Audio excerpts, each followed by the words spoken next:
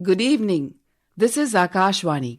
I am Subhadra Ramachandran with the news at 9.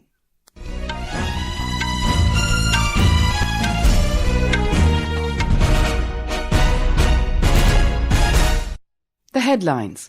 Prime Minister Narendra Modi says this year's union budget reflects India's yearning to become a developed nation, lists structural reforms, deepening innovation and simpler governance as top priorities for the next decade. India AI Impact Summit to begin in New Delhi tomorrow. World leaders from 20 countries to attend the 5-day event. Lok Sabha Speaker Om Birla to represent India at the swearing-in ceremony of the newly elected government of Bangladesh in Dhaka on Tuesday. Devotees throng temples in various parts of the country to celebrate Maha Shivratri. Match between India and Pakistan in T20 Men's World Cup cricket underway in Colombo. West Indies becomes the first team to enter Super 8s, beating Nepal in Mumbai. And in women's cricket, India crushed host Australia by 9 wickets in the first T20 International of 3-match series in Sydney.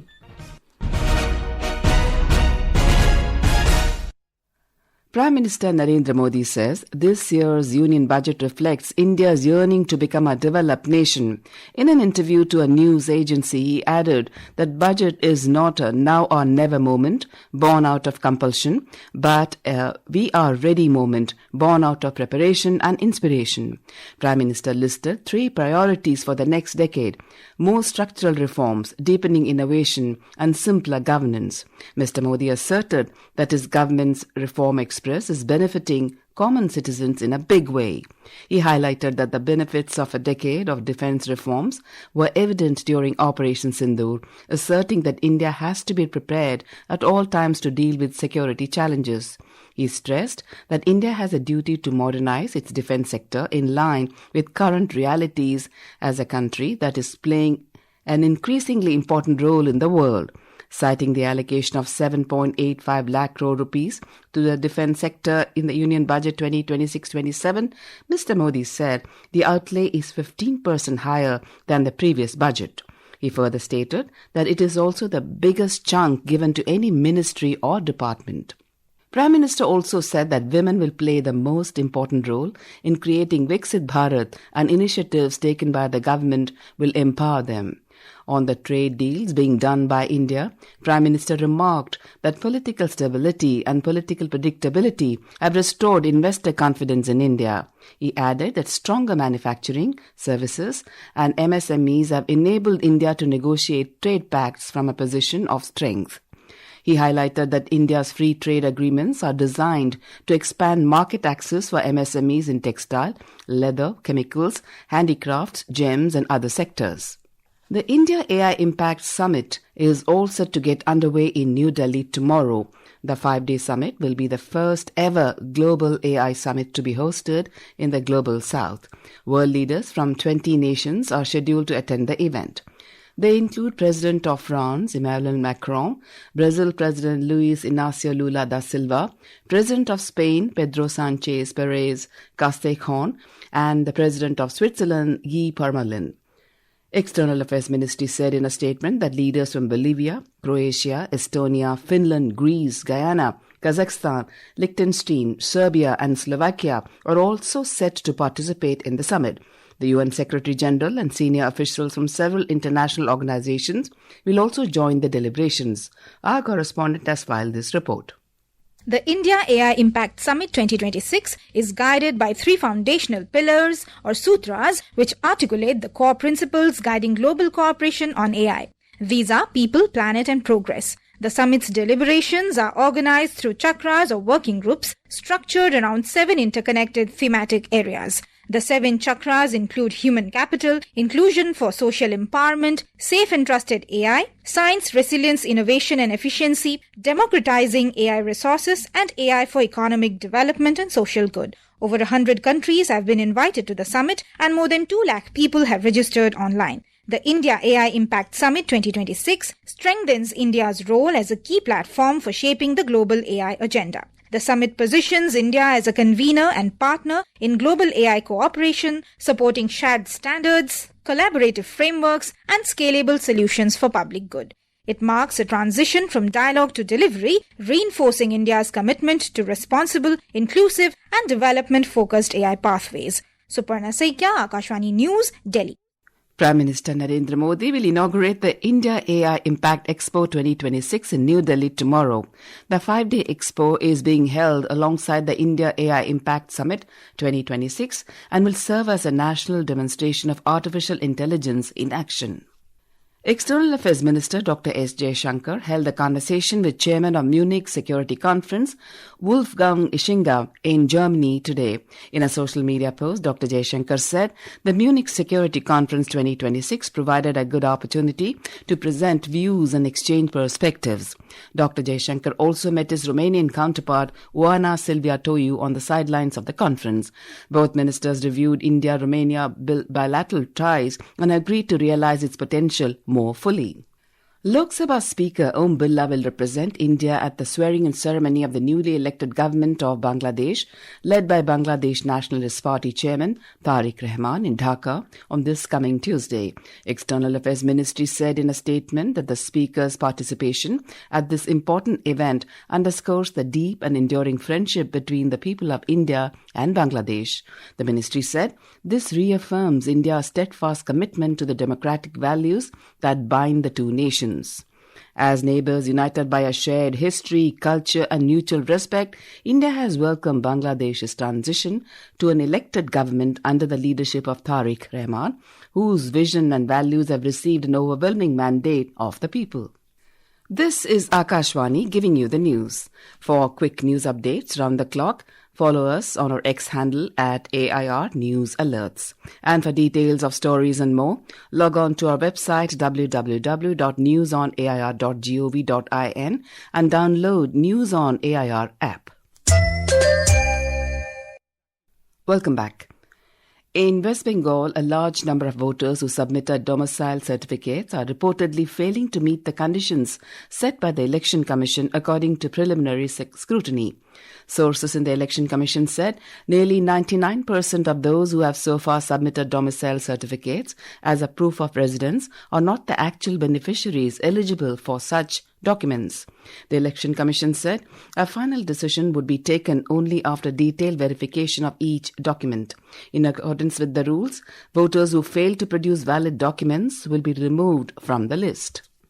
Devotees are thronging temples in various parts of the country to celebrate Maha Shivratri.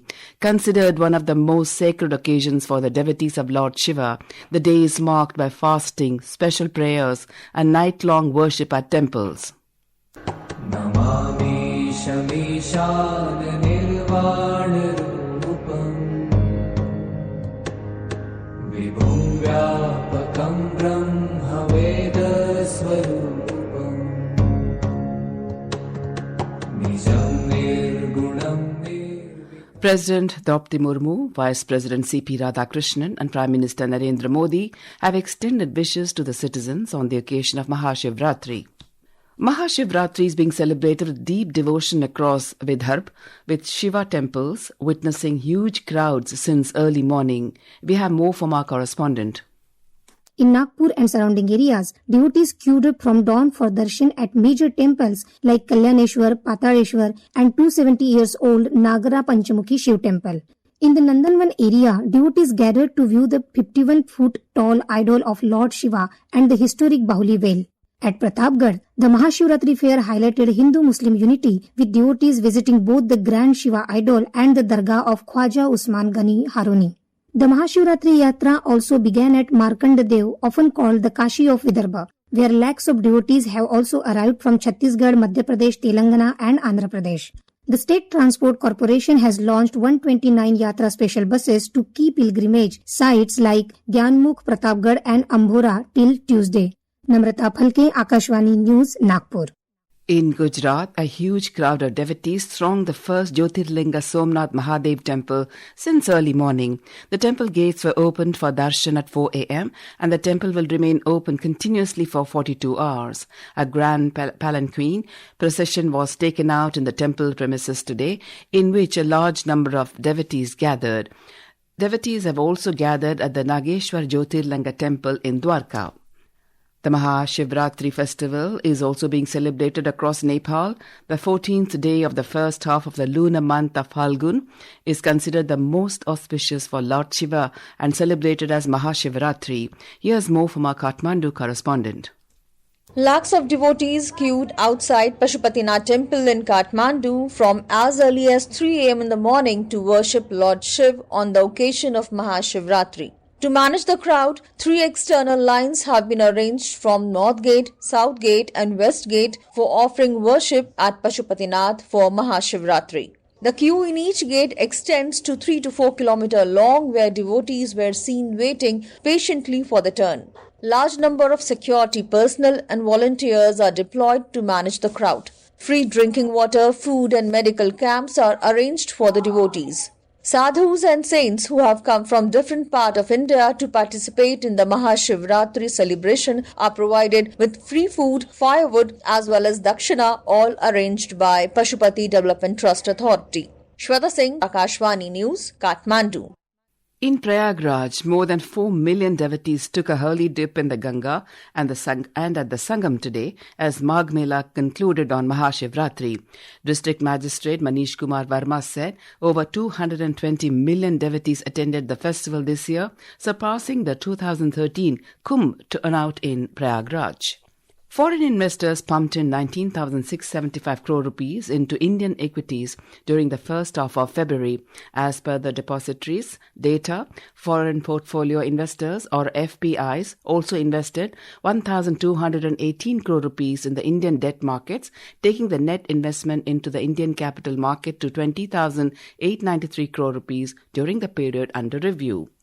India have set a target of 176 runs before Pakistan in their T20 World Cup match at R. Premadasa Stadium in Colombo. India scored 175 runs for 7 wickets in the allocated 20 overs. Put into bat first, the Indian team was off to a flyer, riding on a dominating show by Ishan Kishan, who scored 77 runs off 40 balls, while Surya Kumar Yadav scored 32 off 29 balls. Earlier, Pakistan won the toss and opted to field. The Pakistan team relied on as many as 6 spinners who got help from the pitch, ultimately controlling the run flow. Saim Ayub took 3 wickets, giving away 25 runs. In women's cricket, India crushed host Australia by 9 wickets under the Duckworth-Lewis-Stern DLS method in the first women's T20 international of 3-match series in Sydney today. Put into bat first, Australia were bowled out for 133 in 18 overs. In reply, India were 50 for 1 in 5.1 overs when rain stopped play, well ahead of the DLS par score of 29, and were declared winners. In the T20 Men's World Cup cricket, West Indies have become the first team to enter the Super 8s, beating Nepal by 9 wickets in Mumbai.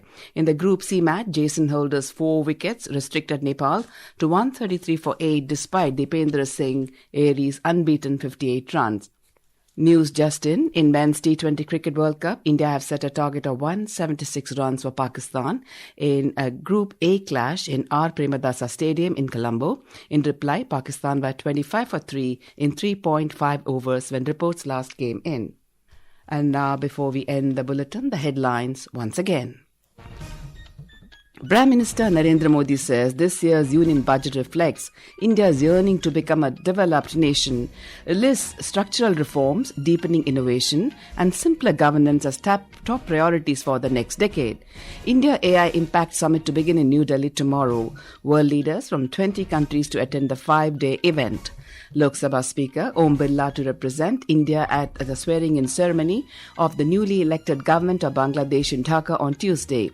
Devotees throng temples in various parts of the country to celebrate Maha Shivratri. Match between India and Pakistan in T20 Men's World Cup cricket underway in Colombo. West Indies becomes the first team to enter Super 8s, beating Nepal in Mumbai.